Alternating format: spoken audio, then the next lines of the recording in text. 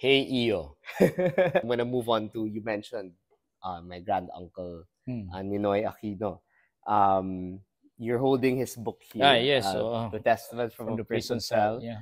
Yeah. And I'm sure you've read that already. Yeah. And I know you're very fascinated by him. Ano yung, what started your fascination with him? My father was also a big fan of Ninoy Aquino. Uh, I grew up na yung picture ni Ninoy Aquino, pina-frame niya eh.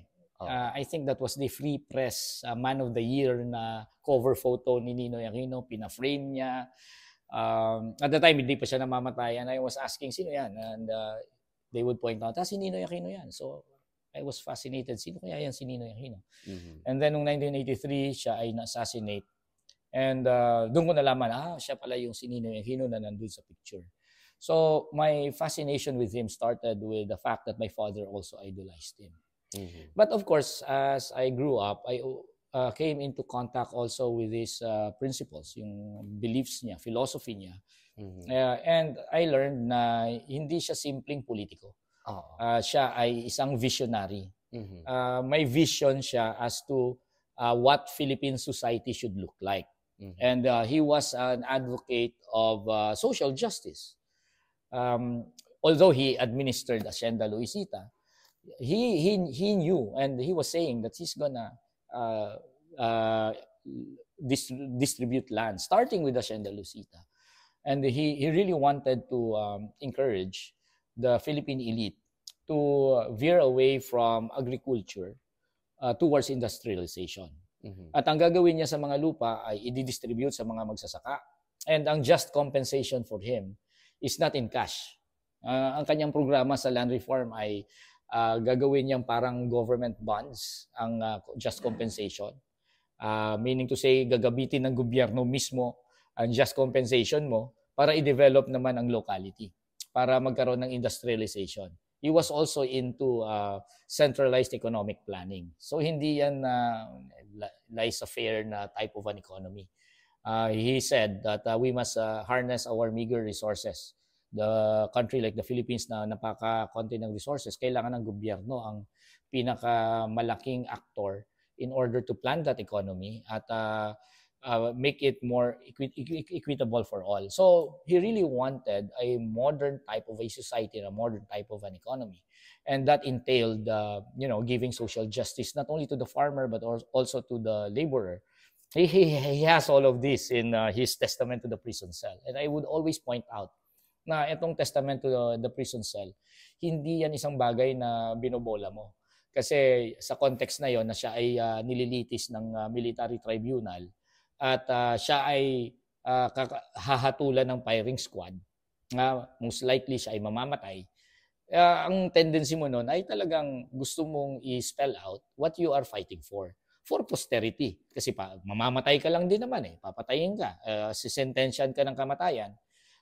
Talagang gusto mo maging klaro sa buong mundo na ano ang meaning nun, anong meaning ng iyong pagsasuffer, anong meaning ng iyong imprisonment, anong meaning ng iyong death sentence, para maintindihan ng lahat at walang confusion as to what he is fighting for. Meaning to say, he is not simply a liberal Democrat. And which is ironic because he is being turned into an icon of liberal democracy. Well, no, he was not a liberal Democrat. He was, in his own words, a Christian socialist. And I admire him for that. Is that, I guess, what about his personality do you admire the most? About yung, I mean, syempre you have your understanding of his beliefs. But in terms of like, parang yung pagkatao niya, what is one thing you admire about? Well, he is very good in the ways and means of traditional politics. But he was more than that. Kasi kung ikaw ay simpleng trapo, di ba? Bakit mo naman ialay ang buhay mo? Ikulong ka, bakit hindi ka naman makikipag-compromise kay Marcos? Kapag trapo ka, makikipag-compromise ka kay Marcos. And many of those na nandun sa political opposition, in order for them to, para magkaroon sila ng kalayaan, siyempre, nanahimik na lang sila. And it was offered to him, I think in one of his speeches, yung LA speech, Sinabi sa kanya yon, lalapitan siya at sinasabihan, ang lakas ng bugyo, ang lakas ng kalaban. Dapat humingi ka na lang ng tawad kay Marcos. And he said, ba't naman ako hingi ng tawad, di ba? Siya nagkasala sa bayan. I mean, he could be free. Yes. That's the point. Pwede siyang palayain ni Marcos. Tigil niya na lang ang opposition niya kay Marcos. Kung simpleng trapo lang siya, he was a good traditional politician. He was, di ba? Pero kung simpleng ganun lang siya, di dapat nakipag-compromise na siya kay Marcos. Wala namang ibang at that time, di ba? Nanahimik na lahat at that time. So, ano pang gagawin niya doon? Ay nag-iisa na lang siya. And that was one of the many na times na meron siyang dalawang choice. Titindigan niya ang prinsipyo kahit siya ay mag-suffer. At pinili niya talaga yung kanyang prinsipyo. And the other time is, hindi naman niya kailangan bumalik sa Pilipinas. Mamamatay siya. Alam niyang papatayin siya, di ba? Pero he needed to do that in order to, number one, he was really so worried na kapag hindi nagkaroon ng reform, ay magkakaroon ng violence. And he wanted to return in order to convince Marcos to, give up power and enter into a transition na. Kasi mamamatay na siya. He was really so concerned. He was not a revolutionary. He said so. And because he doesn't want a violent type of change. Diba? Now, pero nung time na yon, he was so concerned about what will happen to the Philippines na si Marcos ay hindi na tatagal. May sakit na. At ang kanyang problem noon, kapag namatay si Marcos, magkakaroon ng military junta headed by Imelda Marcos and General Ver at lalong magiging masama. Kasi pagka nagkaroon ng military junta, walang ibang choice para patalsikin yan, kundi talagang lalong palakasin ang armadong pakikibaka. And many lives will be lost. Yun yung sa thinking niya. So, may choice siya. Babalik siya and there is really a threat and a possibility na siya ay ma-assassinate. When he left the United States to go back to the Philippines, hindi pa siya sure. He was still hopeful na he will survive it. He was still hopeful na simpleng arestuhin lang siya, dadalhin lang siya sa kulungan right away. It was really in Taiwan and in the last leg of his journey that he got word. Kasi marami namang moles yan si Ninoy. As a journalist, nagme-maintain ng mga contacts yan sa loob ng gobyerno. Marami siyang mga mole.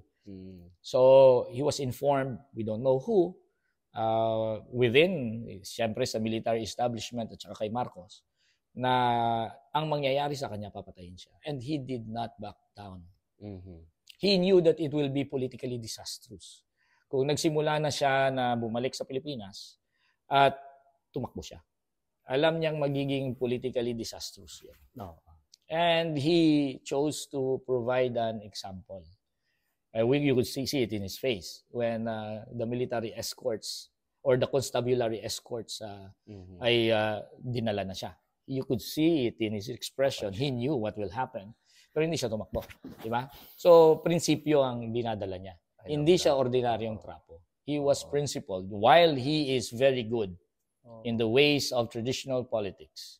And he could have been president in 1973. Pero kung yun at yun lang talaga ang kanyang iniisip at hindi niya iniisip ang pagbabago ng lipunan, malamang sa malamang ibang magiging kwento ni Ninoy. Hindi siya magiging martir. Hindi siya magiging political detainee.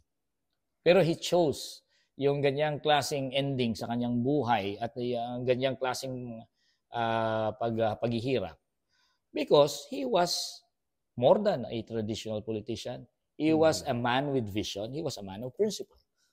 And that's what I admired most about Ninoy. And he had the courage to stand up for that vision. Yes, for those principles.